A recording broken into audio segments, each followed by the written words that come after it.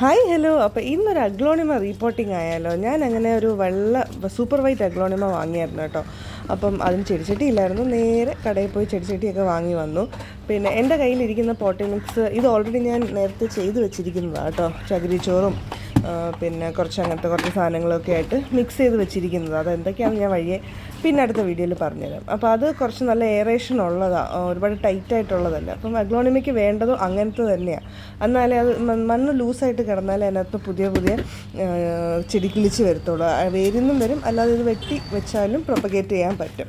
2 aglaonema ഉണ്ട്. ഒന്ന് ഈ ഒരു സൂപ്പർ വൈറ്റും പിന്നെ നോർമൽ ഒരു സാധാ നമുക്ക് കോമൺ ആയിട്ട് വരുന്നത് തന്നെ. അപ്പം ഇതും ശരിക്കും ഇത്രയും വലുതായിട്ടും പുതിയ ചെടി അതിനകത്ത് വന്നിട്ടില്ലായിരുന്നു കേട്ടോ.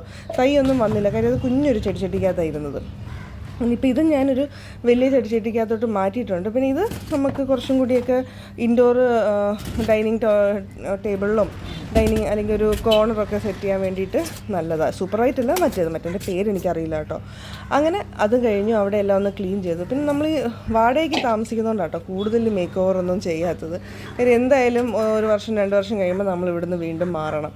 അപ്പോൾ പിന്നെ അവിടെ ഉള്ള എല്ലാം ഒന്ന് വൃത്തിയാക്കി എടുത്തു. പിന്നെ ഞാൻ കാണിച്ചു തരാം കേട്ടോ. ഇതായത് വലിയ ചെടിച്ചട്ടിക്കകത്തോട്ട് വെക്കുമ്പോഴത്തേക്ക് അഗ്ലോണിമ എൻ്റെ കയ്യിൽ ഇപ്പോൾ കൂടുതലുള്ളത് അഗ്ലോണിമ തന്നെയാണ്. കുറേയൊക്കെ വാങ്ങും, കുറേ എവിടെന്നെങ്കിലുമൊക്കെ കളക്ട് ചെയ്യും. എങ്ങനെ പോയാലും ഒരു 10 അതാണ്ടേ കണ്ടോ, വലിയ ചെടിച്ചട്ടി ആകുമ്പോൾ അതിൻ്റെ അടിയിൽ നിന്ന് പൊട്ടി വേരിൽ നിന്ന് പൊട്ടി മുളച്ച് അത് വരും.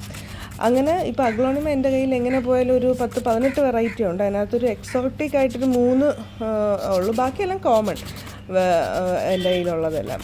ഒരു ദിവസം പറ്റിയ അങ്ങനെ ഒരു ഡീറ്റെയിൽഡ് വീഡിയോ ഞാൻ എടുക്കാം. പിന്നെ ഫ്ലവറിങ് പ്ലാന്റ്സ് ഒന്നും എൻ്റെ കയ്യിൽ അധികം ഇല്ല. എൻ്റെ കയ്യിൽ കൂടുതലുള്ളത് ഇലച്ചെടികളാട്ടോ. ബിക്കോസ് ഞാൻ ഇലച്ചെടികൾ എങ്ങനെ വെച്ചാലും അത് കിളിക്കും, ചുമ്മാ കൊണ്ടിട്ടാലും അത് അവിടെ നിന്ന് കിളിക്കും. അപ്പം എന്തായാലും എൻ്റെ ചെടികളൊക്കെ ഇഷ്ടമാണ് എന്ന് ഞാൻ വിശ്വസിക്കുന്നു. അപ്പോൾ ഉണ്ടായിരുന്ന കുറച്ച് വെള്ളം അതിനകത്ത് എല്ലാം കൂടെ ഞാൻ പറഞ്ഞില്ല, അഗ്ലോണിമയ്ക്ക് ഒരുപാട് വെള്ളം വേണ്ട, അതിൻ്റെ മൂട് അവിഞ്ഞു പോവും. അങ്ങനെ ഉണ്ടായിരുന്ന കുറച്ച് വെള്ളം അതിനകത്തൊക്കെ സ്പ്രേ ചെയ്തു. പിന്നെ ഇടയ്ക്കിടയ്ക്ക് ജസ്റ്റ് വളമൊക്കെ ചെയ്ത് കൊടുക്കുമ്പോഴത്തേക്ക് വരും.